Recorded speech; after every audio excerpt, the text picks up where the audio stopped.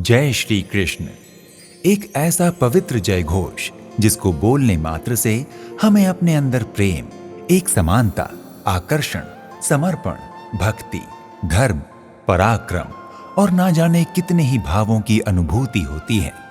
इन्हीं भावों का समन्वय है भिन्न भिन्न प्रकार के संबंध से। श्री कृष्ण जहां एक ओर प्रेम, समर्पण और आकर्षण का प्रतीक हैं, तो वहीं उन्होंने एक सच्ची मित्रता के जिस आयाम को स्थापित किया है, आज तक शायद ही कोई उस आयाम तक पहुंचने की सोच भी पाया हो। हमारे कार्यक्रम दर्शन से जुड़े सभी भक्तों को तिलक परिवार की ओर से हार्दिक अभिनंदन। भक्तों, आज की इस कार्यक्रम श्रृंखला में हम आपको लेकर जा रहे हैं श्री कृष्ण जी के परम मित्र सुदामा जी की जन्मस्थली। पूरे विश्व में सुदामा जी का एकमात्र मंदिर पोरबंदर स्थित सुदामा मंदिर। कृष्ण भगवान ना बाल सखा मित्र सुदामा, सुदामा जी की ये जन्मभूमि, सुदामा जी की कर्मभूमि, सुदामा जी यहाँ रहते थे, यहाँ सुदामा जी कुटिया थी, यहाँ से चल के गए थे द्वारका कृष्ण भगवान को मिलने के लिए। भक्तों, गुजरात राज्य के पोरबंदर शहर में स्थित सुदामा मंदिर भगवान कृष्ण के परम मित्र सुदामा जी को समर्पित विश्व का एकमात्र मंदिर है। इस स्थान को सुदामापुरी के नाम से भी जाना जाता है। भक्तों, इस मंदिर की विशेषता ये है कि ये मंदिर दूसरे मंदिरों की तरह किसी दैवीय इकाई के रूप में नहीं, अपितु मनुष्य रूपी एक आकर्षक मित्र के चरित्र को समर्पित मंदिर है। इस बहुप्रसिद्ध चरित्र का वर्णन भगवान श्री कृष्ण से संबंधित पौराणिक कथाओं में मिलता है। इस स्थान को सुदामा जी की जन्मस्थली के रूप में मान्यता प्राप्त है, जहां वो अपने परिवार के साथ रहते थे और यहीं से वो द्वारिका भगवान श्री कृष्ण से मिलने गए थे। ये मंदिर शहर के व्यस्ततम इलाके में होने के बावजूद भी यहाँ आने वाले श्रद्धालुओं को विशेषतः शांति का अनुभव होता है। मंदिर परिसर में प्रवेश करते ही आपको चारों ओर सुंदर हरियाली देखने को मिलती है। चारों ओर फैले प्राकृतिक सौंदर्य का दर्शन करते हुए श्रद्धालु मुख्य मंदिर में प्रवेश करते हैं। मुख्य मंदिर में प्रवेश करते हैं तो सामने ही गर्भगृह में भगवान सुदामा जी एक ओर अपनी अर्धांगिनी सुशीला जी तथा दूसरी ओर उनके परम प्रिय मित्र भगवान श्री राधा कृष्ण जी के साथ चांदी की मनमोहक प्रतिमा स्वरूप में विराजमान हैं। श्रद्धालु अपने साथ लाई पूजा सामग्री, चावल तथा कपड़े आदि अर्पित कर इनकी दया दृष्टि की कामना करते हैं। इस मंदिर की दीवारों एवं स्तंभों पर की गई सुंदर रंगीन नक्काशियां सभी का मन मोह लेती हैं। द्वार पर बनाई गई द्वारपालों की प्रतिमाएं बहुत ही आकर्षक प्रतीत होती हैं। यहाँ की दीवारों पर एक ऐसी सुंदर छवि है जिसमें भगवान श्री कृष्ण अपनी पत्नी रुक्मणी जी के साथ सुदामा जी के चरण धो रहे हैं। इस सुंदर एवं वात्सल्य से परिपूर्ण छवि को देखकर किसी का भी मन भाव विभोर हो उठता है। मंदिर परिसर में मुख्य मंदिर के सामने ही सत्संग हॉल बना हुआ है, जहां समय समय पर भजन कीर्तन जैसे आयोजन होते रहते हैं। वहीं मंदिर के समीप ही सुदामा कुंड नाम से जल कुंड भी है। कहा जाता है कि किसी समय सुदामा जी इसी कुंड में स्नान ध्यान करते थे। सुदामा जी यहाँ रहते थे, अब पानी तो चाहिए, इसीलिए यह सुदामा कुंड है। इसे ज्ञानबाग भी बोला जाता है।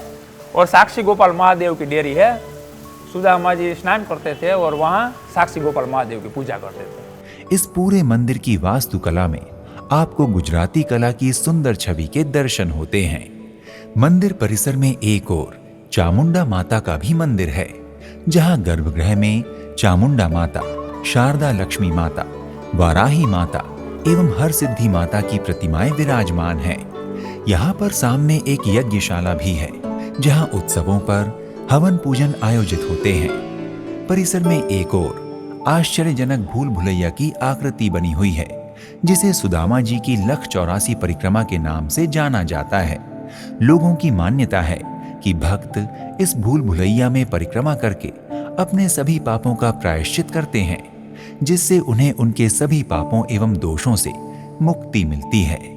परिसर में एक ओर श्री कृष्ण और सुदामा जी की अद्भुत मित्रता का प्रदर्शन करती आकर्षक प्रतिमा के भी दर्शन होते हैं, जिसमें भगवान श्री कृष्ण अपने मित्र सुदामा जी को हृदय से लगाए हुए हैं। परिसर में कुछ अन्य देवी देवताओं के भी छोटे छोटे मंदिर बने हुए हैं, यहाँ श्रद्धालु पक्षियों को दाना भी डालते हैं, जिसकी सामग्री मंदिर के बाहर ही उपलब्ध हो जाती है। भक्तों, सुदामा जी के इस मंदिर का परिसर जितना आकर्षक है, उतना ही शीतल एवं सुरम्य भी है। भक्तों, अगर सुदामा मंदिर के निर्माण की बात करें तो कहते हैं कि 13वीं शताब्दी में यहाँ सुदामा जी का एक छोटा सा मंदिर था। फिर वर्ष 1902 से 1907 के बीच पोरबंदर के महाराजा भाव सिंह जी ने पोरबंदर शहर के केंद्र में मंदिर का जीर्णोद्धार करवाया और छोटे से मंदिर के स्थान पर एक भव्य मंदिर का निर्माण करवाया। इस मंदिर के जीर्णोद्धार के दौरान सौराष्ट्र ड्रामा कंपनी ने भी महत्वपूर्ण योगदान दिया था। मंदिर और सत्संग हॉल का निर्माण 1904 में हुआ। कहा जाता है कि यहाँ आने वाले तीर्थयात्री अपने कपड़ों पर सुदामा मंदिर जाने पर एक विशेष मोहर लगाते हैं। जब भगवान ने एक मुट्ठी तांदुल खाए थे तो सुदामा जी की दारिद्रता गरीबाई मिटा दी थी, और दूसरी मुट्ठी खाई तो कंचन का सोने का महल बना दिया था, और तीसरी मुट्ठी खाने लगे तो कृष्ण भगवान की 1 नंबर की जो पत्नी थी रुक्मणी, उसने हाथ पकड़ लिया कि प्रभु आप तीनों लोग दे देंगे तो हम क्या करेंगे। तब भगवान ने एक मुट्ठी छोड़ दिया। भक्तों, जैसा कि हम सब जानते हैं कि भगवान श्री कृष्ण एवं सुदामा जी बाल मित्र थे, जो उज्जैन के सांदीपनी आश्रम में अपनी शिक्षा के दौरान मिले थे। शिक्षा पूरी होने के बाद श्री कृष्ण जी एवं सुदामा जी अपने अपने धाम को चले गए। तत्पश्चात सुदामा जी कुछ समय बाद विवाह कर अपने परिवार के साथ इसी स्थान पर बनी कुटिया में रहने लगे। किंतु जैसे जैसे उनका परिवार बढ़ा, उनके बच्चे हुए, तो उन्हें धीरे धीरे उनके जीवन यापन में भोजन और वस्त्र की कठिनाई होने लगी। कहते हैं कि उस समय तक श्री कृष्ण पोरबंदर से 100 किलोमीटर दूर द्वारका के राजा बन चुके थे। सुदामा जी को एक अयाचक नाम का व्रत था।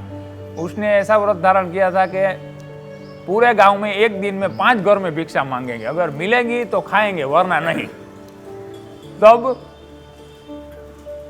ऐसा हुआ, एक दिन कुछ भिक्षा नहीं मिली। तब सुशीला जी ने सुदामा जी से कहा कि तुम भूखे रह सकते हो, मैं भूखी रह सकती हूँ, मगर बच्चों का क्या कसूर है कि वो भूखे रहे। इसलिए तुम कहते हो कि तुम्हारा दोस्त बड़ा राजा है द्वारकाधीश, तो उसे जाके मिलो।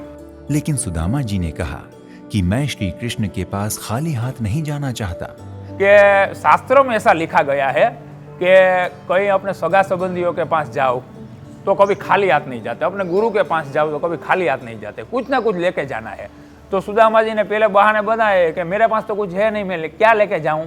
तब सुशीला जी पड़ोस में से चावल मांग के लाई कि अभी मुझे उधार दो, फिर मेरे पास जब आ जाएंगे तब मैं लौटा दूंगी। तब उनकी पत्नी ने श्री कृष्ण को भेंट देने के लिए थोड़े से चावल दिए, जो भगवान श्री कृष्ण को अविश्वसनीय रूप से पसंद थे। जब सुदामा जी द्वारिका पहुंचे तो उनका नाम सुनते ही श्री कृष्ण उनका स्वागत करने के लिए महल के बाहर तक दौड़े चले आए और उन्हें गले से लगा लिया। वहीं श्री कृष्ण के कपड़ों और गहनों को देखकर सुदामा जी को स्वयं में शर्म महसूस हो रही थी कि इतने बड़े राजा को चावल कैसे भेंट दूं, और वो चावल को श्री कृष्ण से छिपाने की कोशिश करने लगे। लेकिन लीलाधर भगवान श्री कृष्ण सुदामा जी से वो चावल छीनकर उसे खाने लगे। इतना ही नहीं, भगवान श्री कृष्ण ने अपनी मित्रता निभाते हुए सुदामा जी की गरीबी को दूर किया और उनकी छोटी सी झोपड़ी को महल में बदल दिया। भक्तों, सुदामा मंदिर के द्वार पूजन के लिए प्रतिदिन प्रातः 6:30 बजे से रात्रि 9 बजे तक खुले रहते हैं तथा भगवान की प्रथम आरती प्रातः 6 बजे और संध्या आरती शाम 7:30 बजे होती है। भक्तों, अगर उत्सव की बात करें तो सुदामा जी के इस सुप्रसिद्ध मंदिर में उनके प्रिय एवं परम मित्र श्री कृष्ण का जन्मोत्सव अर्थात जन्माष्टमी का पर्व विशेष हर्षोल्लास के साथ मनाया जाता है। इसके अतिरिक्त यहाँ की परंपरा के अनुसार हर वर्ष सुदामा अन्नकूट उत्सव को नए साल के त्योहार के रूप में मनाया जाता है। साथ ही अखातीज के दिन सुदामा मंदिर में एक भव्य उत्सव मनाया जाता है, जिसमें दूर दूर से हजारों भक्त शामिल होते हैं। भक्तों, अगर आप गुजरात के पोरबंदर स्थित सुदामा मंदिर के दर्शन की यात्रा योजना बना रहे हैं तो आप इस मंदिर के अतिरिक्त यहाँ स्थित श्री हरि मंदिर हरसिद्धि माताजी मंदिर, जामवन गुफा, तारा मंदिर, भरत मंदिर, घुमली, माधवपुर, कुछ समय की दूरी पर स्थित श्री द्वारिकाधीश मंदिर के दर्शन के अतिरिक्त कीर्ति मंदिर, कमला नेहरू पार्क, रंगबाई बीच, हुजूर पैलेस, पोरबंदर पक्षी उद्यान, पोरबंदर बीच इत्यादि स्थानों को भी अपनी यात्रा में शामिल कर इसको और आनंदमय बना सकते हैं। भक्तों, आप गुजरात के पोरबंदर स्थित सुदामा मंदिर के दर्शनों के लिए वायु मार्ग, रेल मार्ग या सड़क मार्ग, इन तीनों ही मार्गों द्वारा आसानी से मंदिर पहुंच सकते हैं। वायु मार्ग द्वारा सुदामा मंदिर की यात्रा करने के लिए यहाँ का निकटतम हवाई अड्डा पोरबंदर हवाई अड्डा तथा राजकोट हवाई अड्डा है। अगर आप रेल मार्ग द्वारा सुदामा मंदिर पहुंचना चाहते हैं तो यहाँ का निकटतम रेलवे स्टेशन पोरबंदर स्टेशन है, जो देश के सभी मुख्य रेलवे स्टेशनों से जुड़ा हुआ है। आप हवाई अड्डे या रेलवे स्टेशन पहुंचकर यहाँ से मंदिर के लिए बस या टैक्सी कर सकते हैं। और अगर आप सड़क मार्ग द्वारा सुदामा मंदिर की यात्रा करना चाहते हैं तो ये शहर दिल्ली, मुंबई आदि देश के सभी प्रमुख शहरों से सड़क मार्ग द्वारा अच्छी तरह से जुड़ा हुआ है। अतः आप सरकारी या निजी वाहन द्वारा आसानी से पोरबंदर के सुदामा मंदिर पहुंच सकते हैं। भक्तों, अगर आप श्री कृष्ण के परम मित्र सुदामा जी के जन्म स्थान के एवं उनकी श्री कृष्ण से परम मित्रता की मधुर छवियों के दर्शन करना चाहते हैं तो अविलंब ही अपने बजट एवं क्षमतानुसार पोरबंदर की यात्रा का शुभारंभ कीजिए। तो आज के इस एपिसोड को जय श्री कृष्ण के जय घोष के साथ यहीं पर विराम देते हैं और मिलते हैं एक अगले एपिसोड में एक नए पवित्र धाम की यात्रा पर। प्रणाम। इति शुभम।